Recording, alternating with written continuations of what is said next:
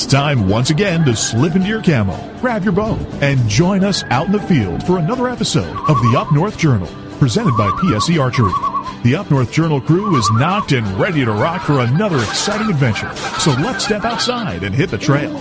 This episode of the Up North Journal podcast is brought to you by PSE Archery, Black Eagle Arrows, Fourth Arrow Camera Arms, Wynd Scent Vapor Hunting Scents, Killer Food Plots Seeds, Supplements, and Attractants, Cabela's, Spot Shooters, Antler Action, Family Tradition Tree Stands, and Badass Slingshots. Welcome back to another episode of the Up North Journal podcast, everybody. I'm host Mike Adams, sitting in the cabin roasting my tail off tonight with Dan DeFaw. Well, what's wrong? It's October 22nd, and it's 70 what? 4 degrees. At what time? 7 o'clock Eastern time? Yep, 7 o'clock. The sun has set. It's dark out, and we're roasting. And he's roasting. Yes. But Deb says she hears us. All right, good. That's good, yeah. You know what? It's a little, enjoy it, because after today, Yeah, what? it's supposed to go the other way. It's supposed to be mid-70s today, and then after today, we're going to have rain for a few days, and we're going to be back into the 60s and 50s. I'm not worried about the rain. We need some cold weather. A little cold will help. I roasted my tail off in the stand this weekend. Got a little warm up there? First time in stand this year. But you made it out to the stand. Barely. It was a rough go. So what do you want to talk about this week? What do you want to start? Well, let's start right there. Tell me about it, because you haven't been out all year. No. And actually, we were going to talk about this on one of the previous episodes as to why, but I kind of backed up on things a little.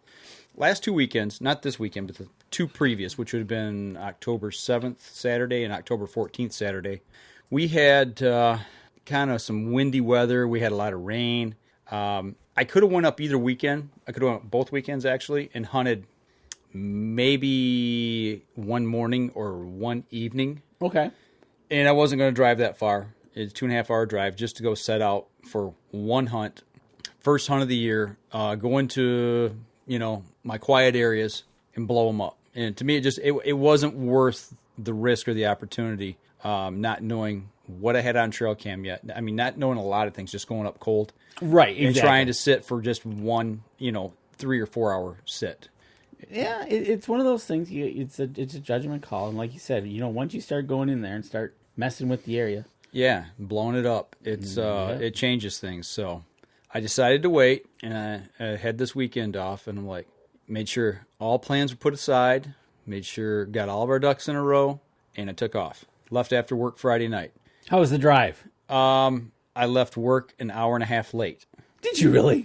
I didn't get out till 11 o'clock. Yeah. I figured it'd be 10 o'clock at least because, Friday night football, having to go shoot the games. Right. Because matter of fact, I kid you not, I was looking at my watch. It was I think it was 9:30 when I was heading home from the game. And I looked and I said, oh, Mike's probably just packing up and on his way up north. Yeah. No, wrong. 9:30, I was still in Grand Blanc shooting the game that went into overtime. Not only that, I got there at halftime, and it was 5 after 8 when I got there. And it took 2 hours to play the second half. Why? It just drug on. Wow, I hate when that happens. So I was late getting out of work. Yeah, I guess so. So I had to run to the 24-hour grocery store, grab a couple little provisions for camp, so I'd have something to eat. Grabbed that real quick, threw it in the shopping cart, got out, got in the Jeep. Hadn't eaten all day. Had to stop at my favorite place, Mickey D's. Grab a burger and a fry. That took 15 minutes because every person in town picked the one that I went to. The first one I went to was closed. So I'm like, this is not starting out very well. So got on the freeway, started booking it north. I was on the highway maybe 10 minutes. Just got outside of Flint, north of Flint. All of a sudden, seen this buck standing right at the edge of the road on the freeway. I'm like, oh, please don't run out. That nice buck?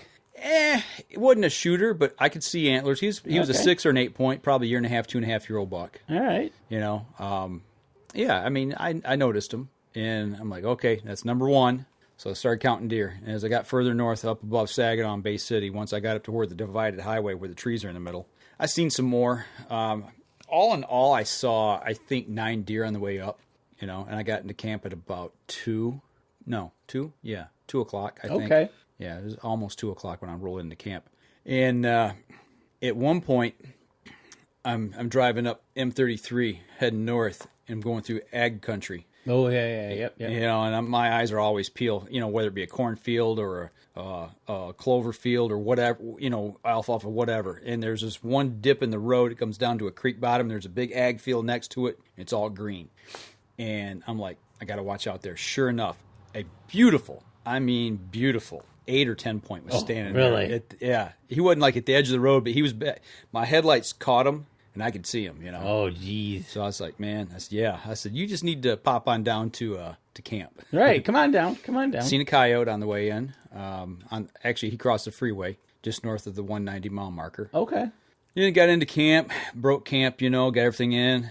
I finally got in bed. It must have been close to 3 o'clock, maybe 3:30 by the time I went to sleep. Well, yeah, by the time then you got to wind down. Yeah, clock went off at 5:30. Had a migraine headache, and I'm just like, click. I'm rolling back over. I'm not going out. It's too warm anyway. I mean, it was. I can't remember the temperature. I think it was 65 when I pulled into camp. And that was at 2 o'clock in the morning, right? Yeah. So yeah, I laid around. I got out of bed at 10. Made some coffee. Struggled. I mean, I was struggling. I was hurting really bad. Laid around until almost noon. One of our camp members come in with his daughter and his grandson. Okay. And I was like, hey, somebody's here. Now, because I almost contemplated coming home. I was so bad that I'm like, I'm not going to go out in the woods, get sick, get hurt or something. Right. And nobody's out nobody there, around. right? But when they came into camp, I'm like, okay, I'm going out. So I kind of got my wits about me and struggled, got out in the stand, rode my bike out. And all I had on, I had a long sleeve shirt on. In my camouflage shirt, which was, by the way, was old school. Yep. Mossy oak. It was an old school one. And I thought, actually, let me back up just a little bit. No, that was this morning. I'll tell that story in just a minute. Okay.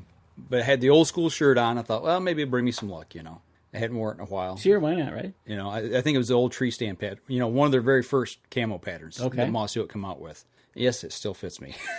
There you go. So, get all my gear together, throw everything on the bike. Note to self, when you switch bows, make sure the new bow fits the rack that you've got. Oh, you haven't tested it. Haven't put it on the bike this year. Right. That Evolve riser is different, a little different than the Decree that I had last year.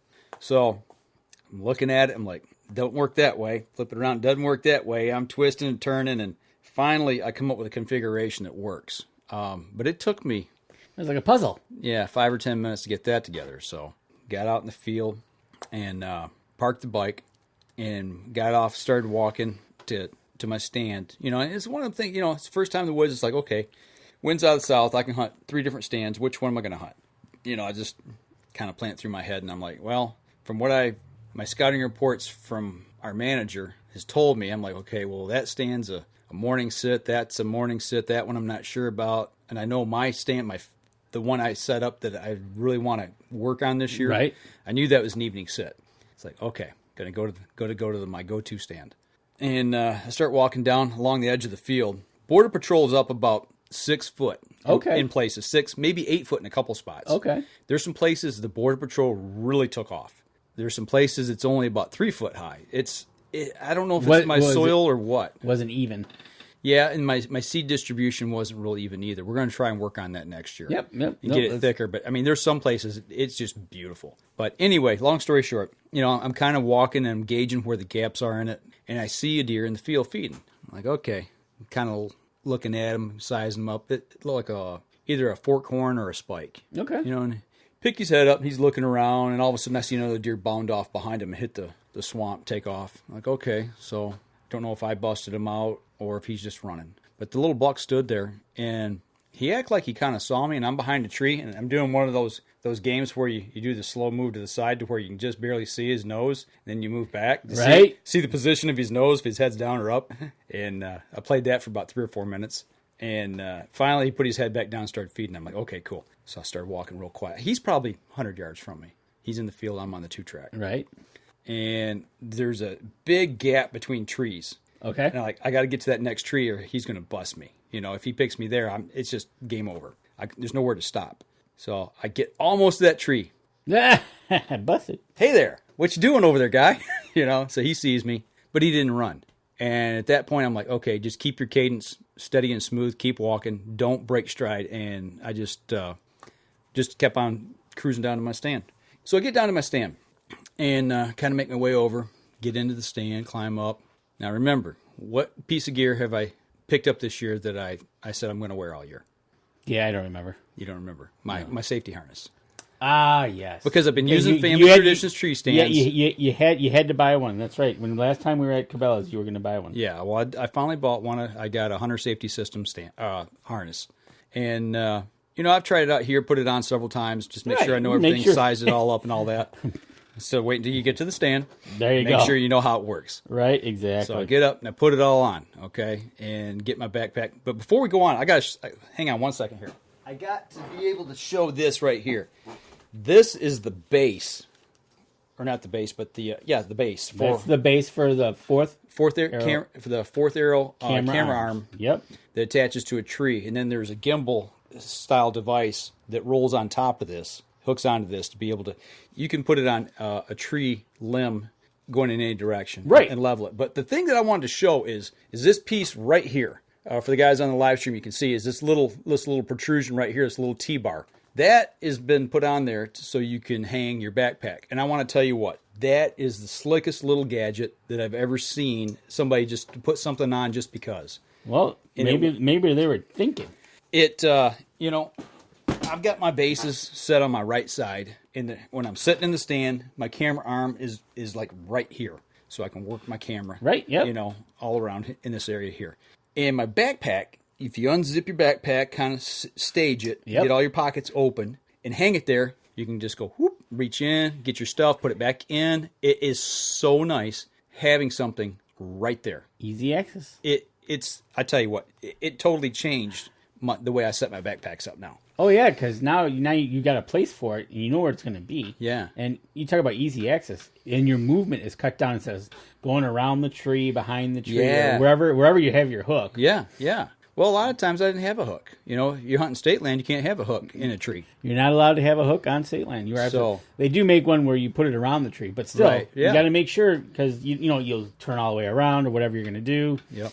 But it has really made my backpack use so much easier just by having that little thing on there. So if you guys are looking at camera arms, make sure you check out Fourth Arrow because I'll tell you what, just for that alone, the base, and that's not even the arm, that's the base, right? Right. So, which goes to talk about the bases, and when you have multiple bases, now you've got multiple hooks in your tree stands. Exactly. And it'll be in the same place every time. So I tell you what. So I'm in the stand. Let's stop right there. We'll take our first break. All right. Come back. We'll pick it up from there, okay? Let's do that. We're going to step outside. We'll be right back after this. PSE Archery has always dominated the speed category. Now, the most revolutionary cam system ever to hit the market has perfected the shooting experience. Introducing PSE's Evolve Cam System, featuring extremely high let-off capabilities and the smoothest draw cycle in history. No other cam system has ever delivered this level of total comfort and total control. Experience PSE. Experience performance. Killer Food Plots have been helping property owners for over 20 years create premier whitetail habitat. Whether replenishing your soil with their all-natural Organics Fusion pellets or planting a premier KFP food plot seed blend to help your deer rebuild their bodies through spring and summer while supplying the much-needed high energy during and after the rut, you can trust that Killer Food Plots family and their products will help your deer achieve their full potential.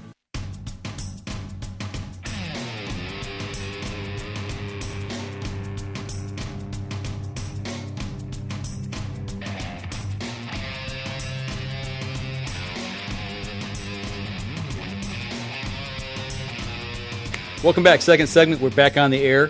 We are back on the air. Technical difficulties in the break. Yes. So, but we're just about for you to walk out to your stand. Yeah. So I talked about getting all set up in the stand. So I put the safety harness on. Okay. Decide this year. I've been using Family Tradition tree stands, ladder stands. Yep. It's got the safety bar. I should be wearing a harness, but I haven't been.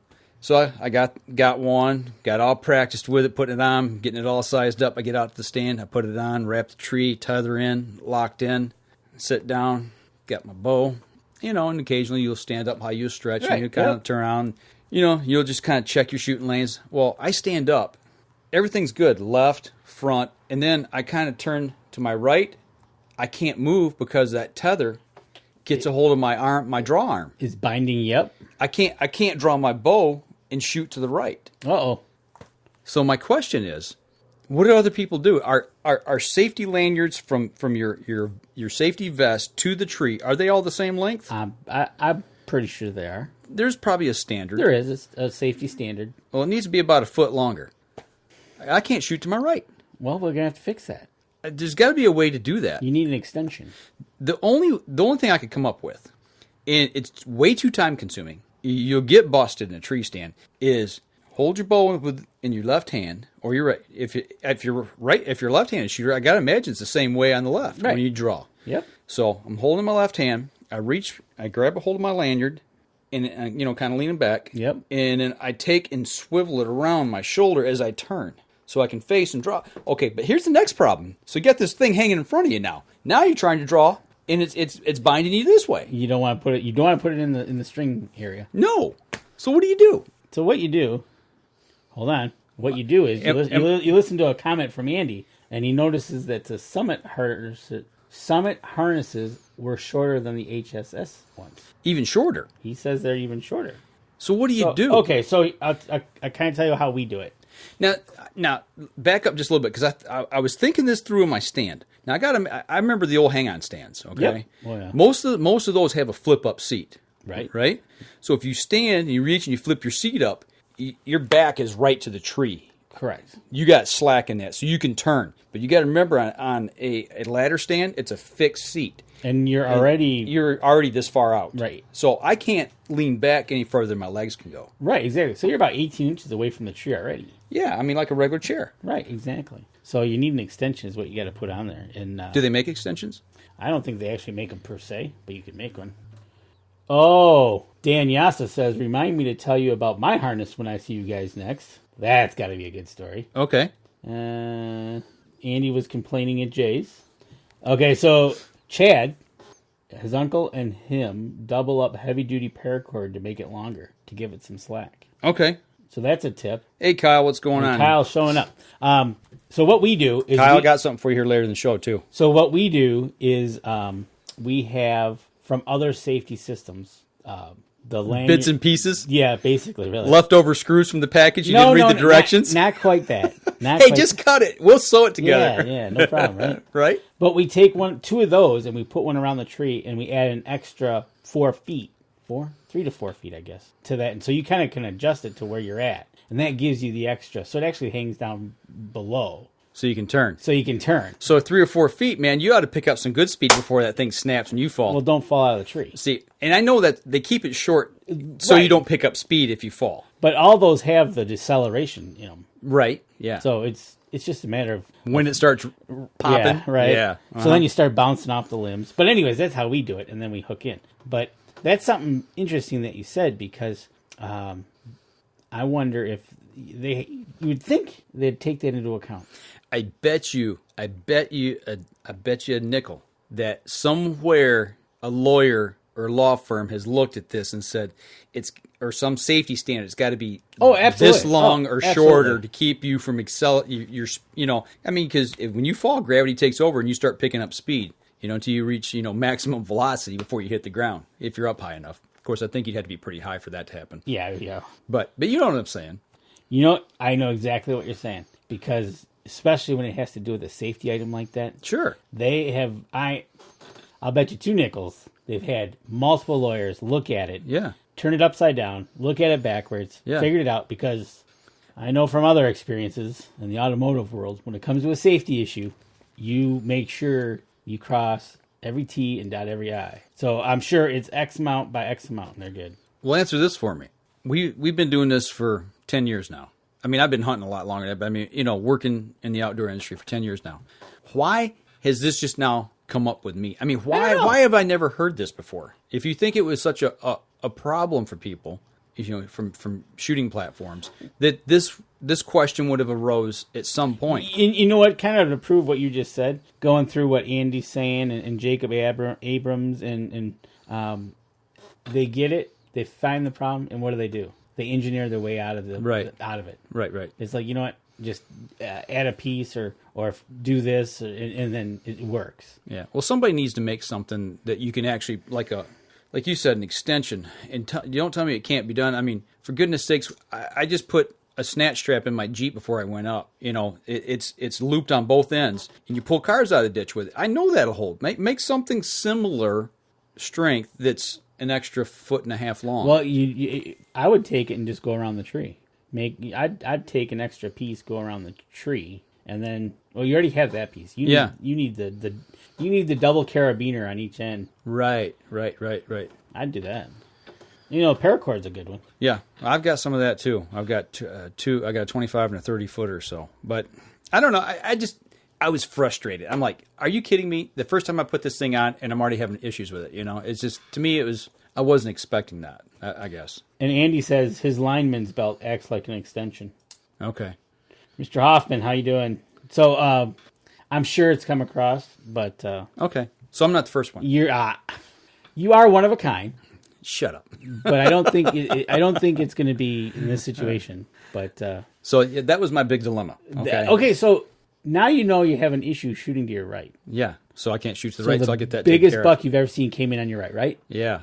I did figure out that if I wiggle just right and undo my middle strap, I can wiggle out of that and then come around to shoot. Right. So I just can't fall while I'm shooting. Oh, okay, good. That's the plan. But that's movement. You know, right, that's more movement. So absolutely. But no, I got in stand. Okay, so you got in the stand. You had this issue. You worked yourself out of the issue. Yeah, it was way too hot. It was warm. It was warm all weekend. I was in stand by 3:00 and sit until it got dark at 7. I got down at 7:15ish. The only thing I saw was 2 black squirrels and a chipmunk up until 10 minutes till 7. I mean, it's starting to get dark, and I'm contemplating, okay, you know, when can I not see my pin? And playing that game, you know, sitting there and, you know, looking at your pins and trying to figure all that out. And I kind of look out in front of me across my Nebraska field. You know how that's kind of set up there in that end. Yep. And looking into the oaks, where the oaks go up to the ridge, and I see movement. And I'm like, oh, giggity, here we go. Because at that point in time, that last half hour, once the sun disappeared over the horizon, got behind the trees, but still light to see before it's just at sunset, you could feel the cool air starting to settle. Yep. And it was dead silent. It was so silent, the silence was screaming. I mean, you could have heard a pin drop a mile away. You hear your ears ringing. Yeah, it's so quiet. You know, and that I've got tinnitus. Yep. And it was driving me nuts because all I could hear were my ears ringing. Yes. And I had the headache on top of that. Oh, yeah. You know, so that's driving me batty. But anyway, I'm like, this is the golden 30 minutes. It's going to happen now, or it's not going to happen at all. You know. And I seen that movement, and it was one deer. And I'm like, pretty good sized body, you know, from what I could tell far away. I'm like, that's no fawn, it's no yearling, you know. And I threw the field glasses up real quick, got my vortex out, started looking, spotting. Head's behind a tree, in a clump of trees. Of course, yeah. Yeah, and I'm waiting. Finally clears, big floppy-eared doe. It was too far away to shoot anyway. It was a good 100 yards. But I wanted to see a buck, you know. I just wanted to lay eyes on a buck, especially down in my area. Just to know that we got something there. And that was the first set of the year. That was the first set of the year. And it didn't rain. So that's good. No, it didn't rain. You overcame a little bit of an obstacle. Yeah. Well, the other thing I got, you know, we replanted that field. Remember, it was full of foxtail. Oh, yeah. It had grown up with a bunch of foxtail, and after the deer just completely destroyed the climatize I planted in the spring. So we replanted Labor Day week. Put killer food plots, Carnage brassicas in there. Yep. Okay. Everything's coming along nice. I get up there. I'm looking. Looking for your brassicas? When I'm going to my stand, I'm like, I know they planted the field. Where's the food? You know, I can see some old rye still sprouting up here and there. And it's like, where is it? And then I get down and I'm looking. Size of my thumbnail, I'm seeing little green sprouts of brassica, of turnips and rape and all the other stuff that's mixed in there. The deer completely mowed the field. And it's not just my field. I found out this morning the same thing in the other field I hunted. Everything in it mowed to the ground. I mean, right to the dirt. They've totally decimated all of our fields. So, in other words, you're gonna have to do something to alleviate that. We got an issue. Yeah, you do. You do. Because now they hammered both times I planted that field. They hammered it. Fresh green's coming up. It never got a chance to take off. We're gonna have to fence it. or something. Right, exactly. You're going to have to fence it just to give it some time to start growing up, right? But I rode back. I got on the bike, rode back into camp. I got to the base of the dam, pushed the bike up the hill to the dam, and started walking the bike across, and my head's pounding. My chest starts hurting. I was sick to my stomach. I'm thinking, I'm going to die. I'm going to have a heart attack right here, and just, that's the end of it. There's Mike. And that's when I took the picture, that sunset picture, And the last thing you did. Last thing I did, I'm going to take a picture of my last stand, But I kind of got it together and got back to camp and tried to eat something. Couldn't settle my stomach at all. My head was pounding still. I had liquid gold. Had my Dr. Pepper. There you go. Poured me a glass of that, and I thought, if I'm going to go down, I'm going to go down swinging. And I had a little something, and I put a half a shot in. Took 4 drinks. Headache was gone. You killed the headache, man. Just like that. I don't know if I don't know what it was. If it was my stomach that was causing my headache. It could have been. But I tell you what, I was a wreck. I was a complete wreck that whole day. I almost puked in the stand. Now that would have been classic if you would have puked and shot at a buck at the same time. Yeah, I mean it was pretty bad. But what can you do with you? I don't know. Well, that was first day. All right. We're up on our next break, so let's step outside, take our next break, and we'll be right back and talk about today. Be right back after this. So what do you do when you've completely redefined the way bows are engineered? When you've reached the pinnacle and the band starts playing your victory song, you start a revolution out of thin air. Introducing the all-new PSE Carbon Air, engineered with true carbon technology to be the lightest high-performance bow in the world. Experience PSE. Experience performance. Killer Food Plots have been helping property owners for over 20 years create premier whitetail habitat. Whether replenishing your soil with their all-natural Organics Fusion pellets or planting a premier KFP food plot seed blend to help your deer rebuild their bodies through spring and summer while supplying the much-needed high energy during and after the rut, you can trust that Killer Food Plots family and their products will help your deer achieve their full potential.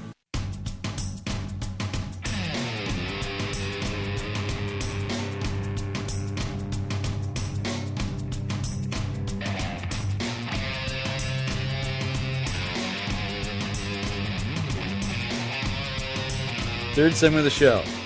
Second day of your morning. Okay, so shook off all the bad mojo. It's all gone. Yeah. Well, yeah, because you watched Alabama in the evening and... No, they played while I was in the stand. Oh, they played a day game. Oh. Although I did break the phone out 2 or 3 times and check the score, just to make sure we were okay. And then I watched Michigan lose and get pummeled. Well, yeah, that was easy. Yes, I did smile. That was an easy button. I'm sorry for Michigan fans, but it's the way it goes. So anyway, next day, fresh start, okay? I okay, yesterday I tried the mossy oak, the old mossy oak shirt to bring out some good luck. Didn't have so much good luck. So I wore it, but I put on something over top of it. It was a little cooler this morning, and actually I wore it out to the stand, then put my hoodie on after that, my scent lock gear on. But as I come outside to the porch and I set my boots down on the step, and I'm sitting down to put my boots on and lace them up. Light. There's no light on. It's dark. And I look up, shooting star. Phew. Really? Yep. Oh, that's cool. So I'm like, okay, cool. That's good omen, right? Absolutely. I'm hoping. I think, anyway. So get all my gear on, get out to the stand. I went and set in a different set this morning because the field I hunted last night, I know is primarily a evening field. Okay, everything we've ever seen on trail cams from what our scouting report from the guy who manages the property, he generally sees deer in that field, in my field, usually in the evenings. So I'm like, okay, so I got 2 stands, actually 3 stands I can hunt in the morning. Which one do I want to go to?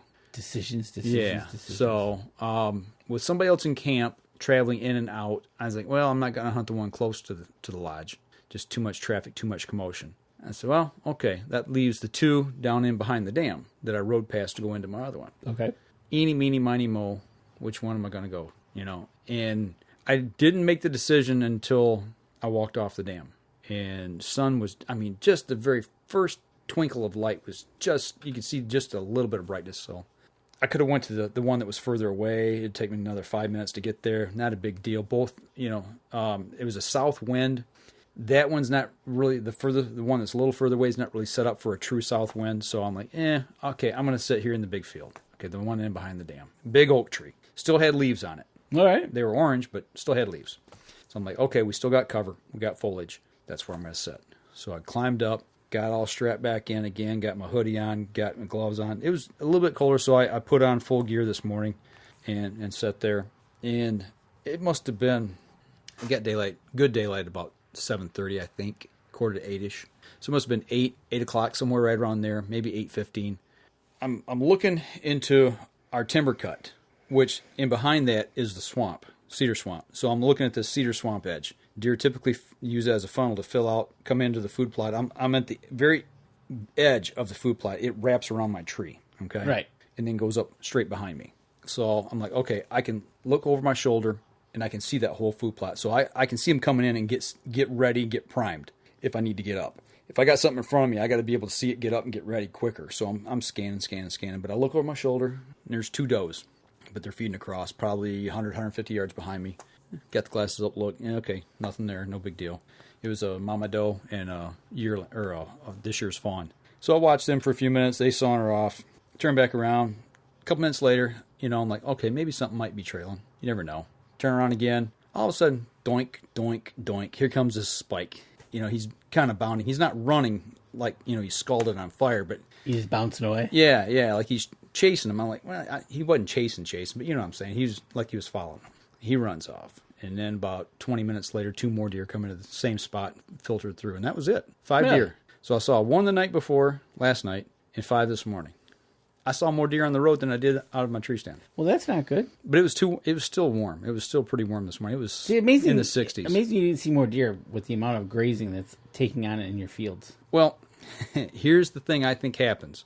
We know what happens. We know what other surrounding people in the area do. Right around this time of year, all of a sudden, people start putting bait out, even though they're not supposed to. It happens. Right. And the deer work off the food plots. They go get the goodies, then they come back to us and finish tearing everything we've got up. Okay. As it gets colder. Yep, that makes sense. Absolutely. So usually, right around the 1st to the middle of October, these 2 or 3 weeks, we see our deer numbers drop on the property and then come back up. Okay. So your October lull is created. It is man-made. Man-made. Yes. Illegally, too, by the way. So one of those things in this state that makes you go hum. Right. But anyway, so you saw 5 deer. Yeah, and I did have one really cool thing happen to me this morning. Okay. This really just blew me away. I'm sitting in the stand. This was probably between 8:30 and 9 o'clock. Sitting in the stand. Sun's coming up kind of over my shoulder this way, over my left side. And I'm just sitting there chilling, listening, seeing what I can hear. And it was another still morning. The wind hadn't picked up yet by this time. And all of a sudden I hear, whoof, whoof, whoof. And it's above me, and I look, and about 30 feet above the tree top that I'm in, right over top of me and out in front of me was a bald eagle. No way. And I was just like, whoa, dude, where'd you come from? That's so cool. Yeah. And, he about 3 big whoofs. And then as he come over top, he dropped down and then went up and hit a pine tree about 150, 200 yards out in front of me. Now, do you have a nesting on the property? Not that I've seen, but they're all around. Yeah, they're all around. I know, yeah. But okay, I didn't know if I set up shop around the lake. Not that we've seen. Okay, and that's something. If it's near the lake, we'd see it. Yeah, absolutely. Right. Monstrous. Well, that's cool. Yeah, that made my day. I was just like, that is really cool. Was that the surprise you had while you were getting into? Okay, yeah. That's why I said if I don't bring that up, remind me. Okay, that was. Yeah, that made the day. That is way cool. And then I seen a flight of 15 geese come in. Oh, geese were flying. Yeah, they buzzed my tree too. They come right over top, honkity honk honk honk honk, circle the lake once, sploosh, land. They sit in the lake for about 5 minutes, honk honk honk, and it's like a party. Hey. And all of a sudden you hear them pick up and take off. Really? Yeah. They came out of the north, and I don't know if it was migration. I don't think migration's started yet. It's probably still too warm, I'm guessing. No, they get a good south wind. Well, the wind's coming out of the south, so no, they're going into the wind. Yeah. So it wasn't a northern blow. No, they need a good. So I figured they were locals, just checking the pond out. Right. So, but you know what?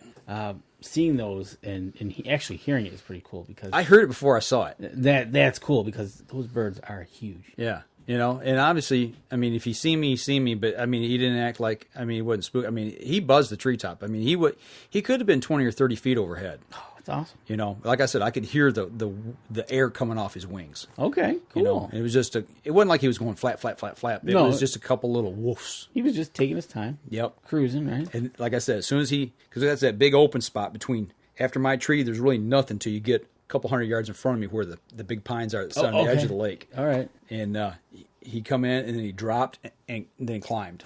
So he could kind of get that ramp up to land in the tree. Gonna go sit and look for dinner. Yeah. Breakfast, actually. Yeah, breakfast. Excellent, cool. So you talked about the 4th Arrow camera arm base and how good that was. Anything else that you used out there? I used the Wynd Scent Grenade for the first time. What else?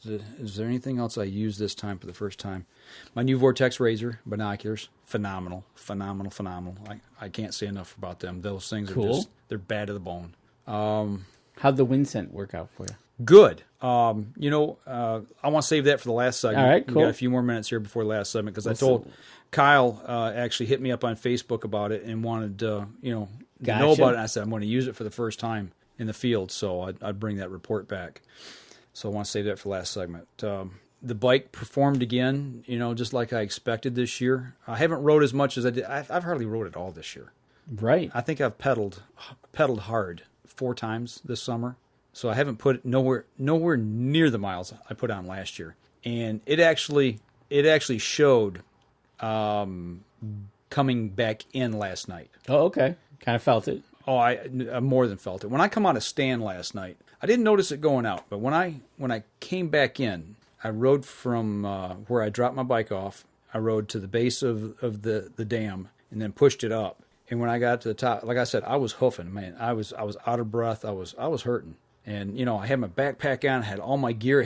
My bow was on the bike, obviously. But, I had all my boots on. And it's just, I was weighted down. You were weighted down and it was hot. And it was hot, yeah. And I paid the price. So, lesson. Next year, train harder. Get your butt back out there. Yeah. This morning I rode out and rode back in. It was no big deal. But I was sore, though. The one thing was I had my hips really hurt after coming out of stand last night. And I know it's because I rode out, in the stand for 3.5 hours, and then, got back and rode back in. Right. So, it's just an old man. That's the problem. Hey, Mike Wilcox saying hello on a beautiful fall evening. It is. It's beautiful. You know what? That's the thing. I packed everything up. I checked my trail cams before I came home. And actually, I'll talk a little more about that in the next segment because I had some issues with trail cameras. But when I was coming home, the sun was out. The wind was blowing pretty hard. But when I was traveling, coming down the 2 lanes and then hitting the freeway, the colors up north, like I want to say from Rose City North. Okay. The colors are phenomenal. Down here, it's almost like it's over. Yeah, I don't know. Because we're in a drought. Yeah, the leaves down here are just burnt. Yep. But up there, the colors are fabulous, man. It's like they're in the peak right now. It was beautiful. I took some pictures as I was driving along, and I just couldn't get over how awesome it looked. So. Did you show a picture of a fawn? No, I did not. Okay. All right. Not that I remember. All right. Not recently. Okay. So somebody was asking a question, but. Well, I'll tell you what. Let's step outside, take our last break. We'll save the rest here. I want to talk about trail cams, and then I'll talk about the Wynd Scent. Absolutely, and I can tell you what I did. Uh-oh. Is it good? Oh, it's really good. All right, we're going to step outside. We'll be right back after this. I shoot PSE because I like one pin to 40 yards. I shoot PSE for the perfect combination of feel and performance. I shoot PSE because you can shoot lighter poundage and increase arrow speed. I shoot PSE for the fastest bows on the planet. I shoot PSE because my livelihood depends on my bow. I shoot PSE because better engineering makes a better bow. I shoot PSE. I shoot PSE. I shoot PSE. I shoot PSE. Experience PSE. Experience performance. Killer Food Plots have been helping property owners for over 20 years create premier whitetail habitat. Whether replenishing your soil with their all-natural Organics Fusion pellets or planting a premier KFP food plot seed blend to help your deer rebuild their bodies through spring and summer while supplying the much-needed high energy during and after the rut, you can trust that Killer Food Plots family and their products will help your deer achieve their full potential.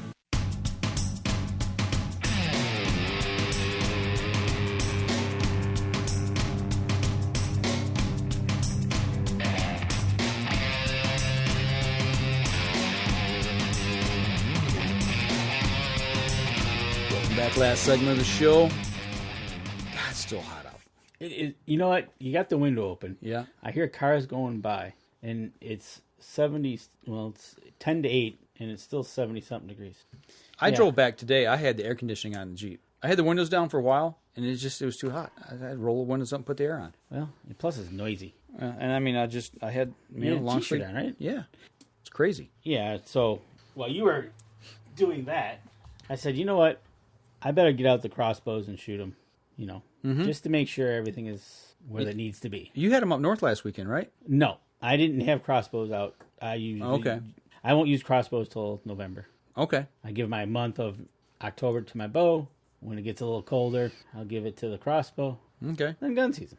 So you're shooting the crossbows? Yeah, I got them both out today. Shooting your horizontal bow? Yeah. And I'm glad you always should, no matter what. Right. I'm glad I did, because the one was 6 inches off. That's not good. No, I'm kind of perturbed about that, because you're pretty careful with it? I really haven't done anything with it. Yeah. And it was in a hard case. Soft case, I'm like, okay, maybe. Right. And the one that I didn't have in a case or just sitting in my office, I pulled that out and it's right on.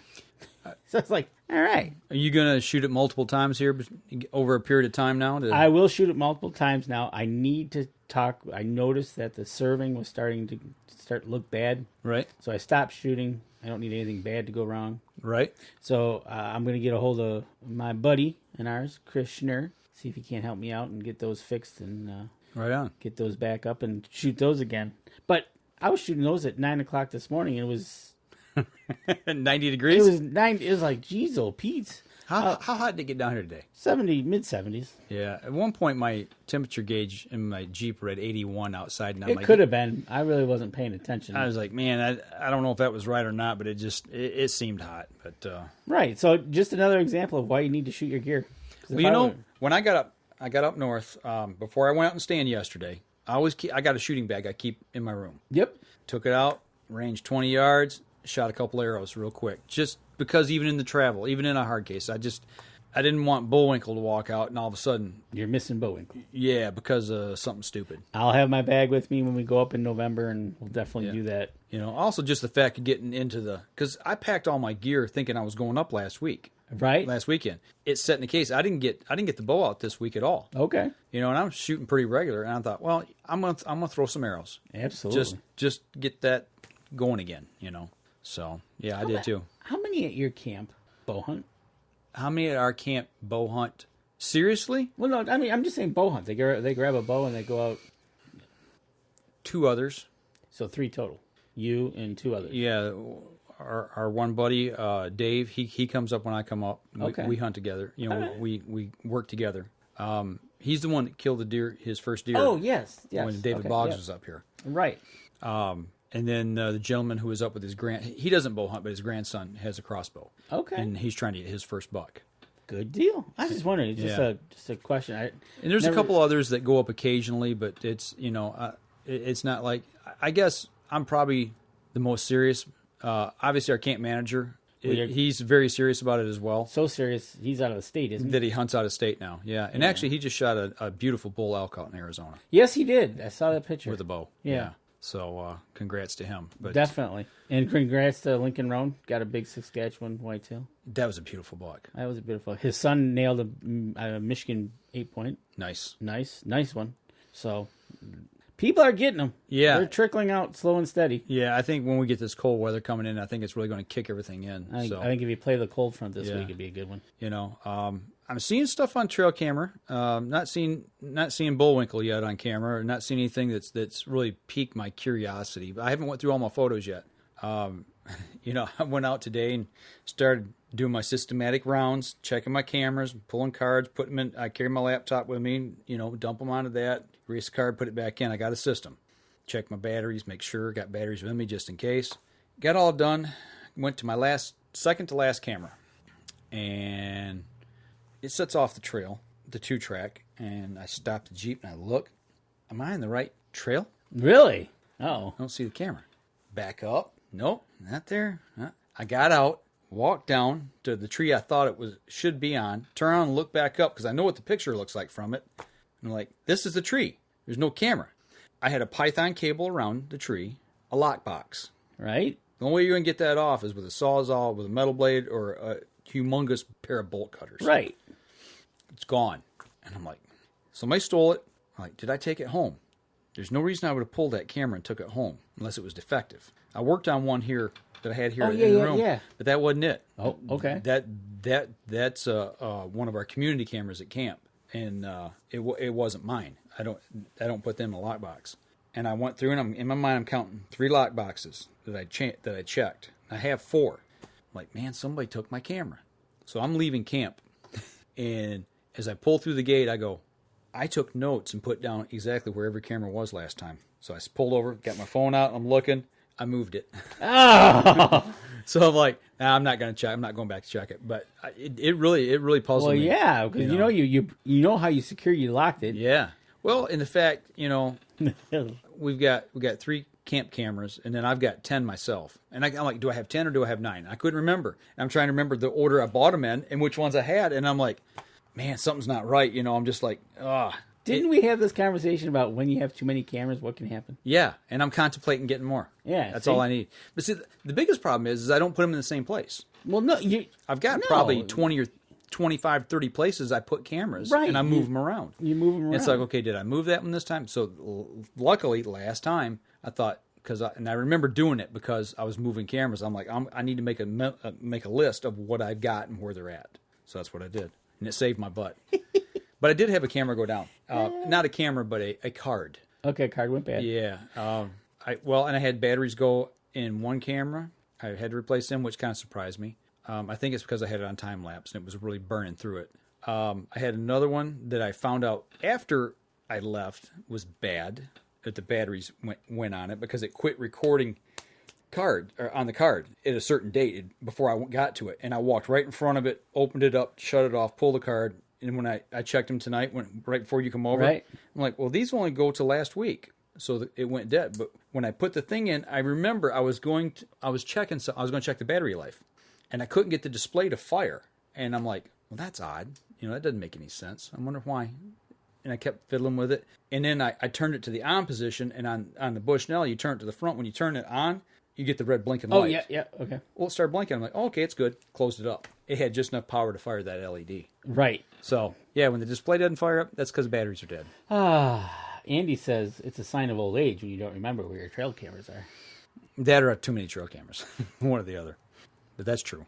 I can't remember anything anymore. And Kyle Sharp, I'm pretty sure we had this discussion last time you guys were in the store because Mark and I were giving you a hard time, Mike, because you made us find your key number on 3 Python locks. Yeah. You know what? And I appreciate that because we've talked about that on the show, Kyle.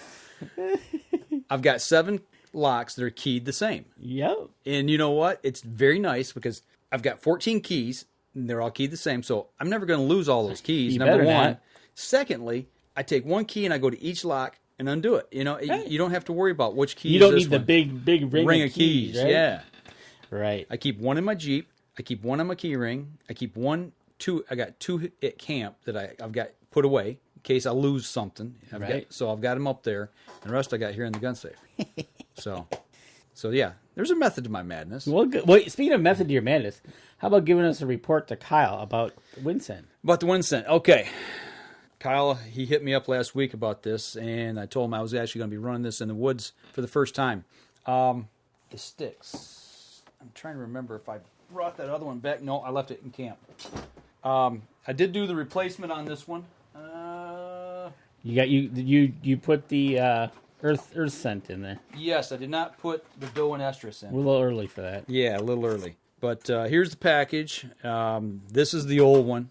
That's all it is right there, folks. It's just basically an e-cig. Yeah, it's just a little stick. There's no battery that you have to use on this. Nope. You just, pull the old one out, pop the new one in. All this is a squeeze bulb. And when you put it in, just give it a nice little soft squeeze. You can see it right there. And there's no wind in the cabin. Nope. And that's Earth Scent. But it's basically like a vaping technology. That's exactly what they're following. Yeah, it's quiet. You've got the different scents on it. And I was able to going to the stand, I was checking wind. And when I got in the stand, once again, I had my backpack sitting on that camera, right. on the camera arm, the little hook there on the side. I had this sitting on top. Every now and then I just get up and I just give it a little puff, making sure my wind's in the right direction. Make sure things hasn't changed. I forget. Look up real quick and see what these retail for. I know the sticks, replacement sticks, are $14.99. And I believe they said when we talked to them at ATA that there's about 400 puffs per stick, roughly, if I'm not mistaken. So it lasts you a season. But the thing I like about it, you don't have to fire anything up. There's no batteries. You just pull it out, you give it a little puff, and you're done with it. If you care, it comes with a little lanyard you can put around your neck. I didn't want it around my neck because I didn't want it swinging, getting in the path of my bowstring in case I was able to get a shot. But you could hang it on a hook or whatever and have it, right by you. Super light. The only thing I was worried about with this, the only concern that I had was being in my backpack. If I had my backpack too full and it squeezed down on it, you know what I'm saying, and was puffing in my backpack. Wasting it. Yeah, just wasting it. Yeah. Okay, so you can pick up the grenade, which is this. Right. With one stick, the dough and estrus, it comes with it. That's $29.99. So $30. And then the refills are $14.99. So $15 for a refill. And they have... They give the different scents. Citronella. That'd be good for when turkey hunting. Coyote. Mosquitoes. Dough and estrus. You say coyote. Coyote. Dough and estrus. I wonder if it's a coyote attractant. It has to be. It has to be. That's the only thing. Well, I know donut is. Donut, yeah, that's for bear hunting. Earth, elk urine, and pine. Okay. And those all retail for $14.99 each. All right. And then if you that's in the grenade, then they have the grenade launcher. That's the battery operated deal. Right, that's where you set that down. And that comes with a remote control. And that would be like what we were talking about ATA. That's what you'd use in a bear hunting situation. You put it outside your blind. Don't put it in your blind. You don't want the bear coming to inside your blind. Don't do that. So look at Kyle. He's all over it. $30. He's supposed to be working. So yeah, no, but you know what? Real simple technology. You get that out there, and a little puff here and a little puff there. Yeah, helps you out. Yep. Yeah, I tried smelling it, and it kind of smells like dirt. Earth scent equals scent. dirt. Yep. So and that's funny. It's a good product. I like it. I use it. Yeah, it's real simple. It's lightweight. Yeah, it works. Exactly. It does what it says it does. So it does what it's intended to do. Yeah, and gives you a little extra bonus with whatever scent you're using. Yep. So absolutely. If that's what you want, it's a wind scent, something to or something to disperse some kind of other scent. For attractant. Coyote, elk, bear. So there you go. Or if you just want it to smell good in your office, you can use donut. yeah, Dan. I tell you what, when you get yours fired up, put the dough estrus in, walk through the building, and hit that a couple times. I said donut. Hit that a couple times. See what your coworkers think about that. That would be kind of funny. Yeah. Well, let me know how that goes over. I can let you know how that goes. Probably real good in the basement. Yeah. So overall, it was a good weekend. I mean, I looking back, there were some struggles, but I guess this is the question I had in my mind all this whole weekend when I was sick and even after the fact. You heard the saying, "Too drunk to fish." There's no such thing. Is there ever a situation where you're too sick to hunt? Well, yes. Ralph Cianciarulo. Yep. Who had beaver fever. That's right. Yeah, he had to cancel it because he couldn't make it too far away from the bathroom. Yeah, because he drank out of the water up there in one of the streams. He was up in Canada, wasn't he? He was up in Alaska. And he thinks what happened is when he brushed his teeth. Okay. And he got beaver fever, and he had to cancel a couple weeks worth of hunts. Yeah. Because he couldn't make it 10 feet past the bathroom. Right. So yeah, I'm assuming. Okay. That would probably stop your right there.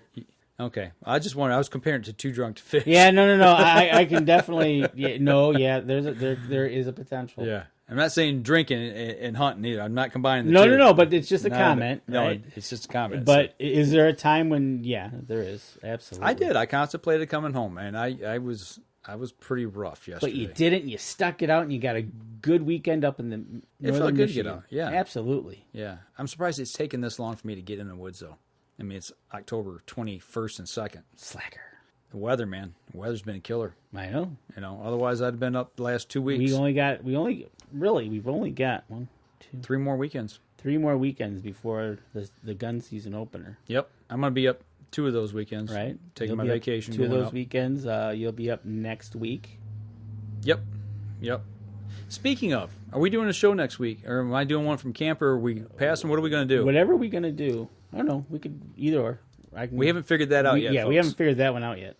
So stay tuned on that side and see what happens with that, and we'll post something. Yeah, we'll get some. We'll manage a show for the folks. Yep. And if I do one from camp, it may even come out late. It might be a Monday. Yeah, that's fine. So just I'll try to see what I can muster up. See who's up at camp. Interview them. I don't know who's going to be up there with me yet. Camp manager going to be there? No.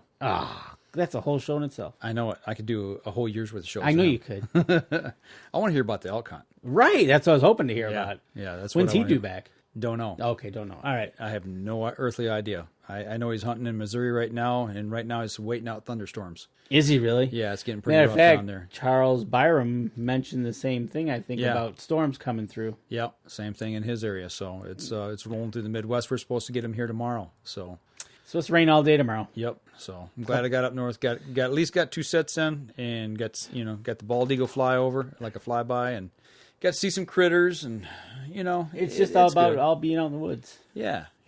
My deer, kind of watching my deer in the backyard. The bucks are kind of getting elusive. Yeah.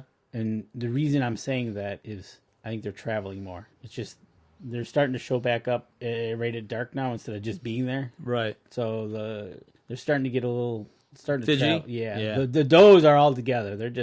But the bucks they're starting to think about it. And everything I've seen on trail cam, the few bucks I have seen, are all run solo.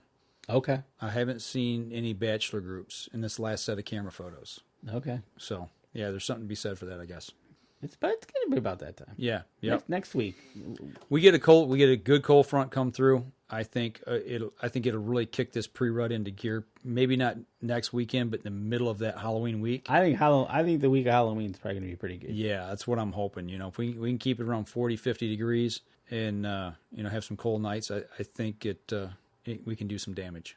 Hoping. Put some meat in the freezer. Hoping. So we'll see. Matter of fact, speaking of meat in the freezer, my wife made from Kelly's deer venison stroganoff. Good. Oh, yummy. Can't beat it. We'll have to have that recipe, and we'll have to do a video. We'll have to do it on the show. We can do that. That's good. Anything else you want to throw in tonight? No. Just get outside, man. It's a good time of year. It's it's kind of funny. We're talking about all this warm weather, and I don't know. I wonder how the winter's going to be. I heard here in Michigan it's supposed to be cold and wet. Right, and it's like I think it's La Nina. So I think cold and wet, not as much snow. We're gonna pay for it on the backside. I know we always do. Well, here's how I play it: the longer it takes for us to get that snow into December or whatever, we know when spring's gonna come. It's later. It's just make that shorter transition. Yeah, so. But no, everything's ready to go, and let's get out there and do some hunting. All right. Well, next week we'll bring it either. We'll get you a show next week. We'll figure out somehow. Either Danny will come over here and break into the cabin and record one, or I'll bust one out from up north, and we'll get something going somehow, some way. So that'll do it for us this week here on the podcast. So if you guys are out there on the water or in the woods, shoot straight and be safe until next week on the Up North Journal. This episode was brought to you by PSE Archery, Black Eagle Arrows, Fourth Arrow Camera Arms, Wynd Scent Vapor Hunting Scents, Killer Food Plot Seeds, Attractants, and Supplements, Cabela's, Spot Shooters, Antler Action, Family Traditions Tree Stands, and Badass Slingshots. Thanks for listening, and join us again here next week. Until then, remember, as we always like to say, if you're out on the water or in the woods, shoot straight and be safe until next week on the Up North Journal.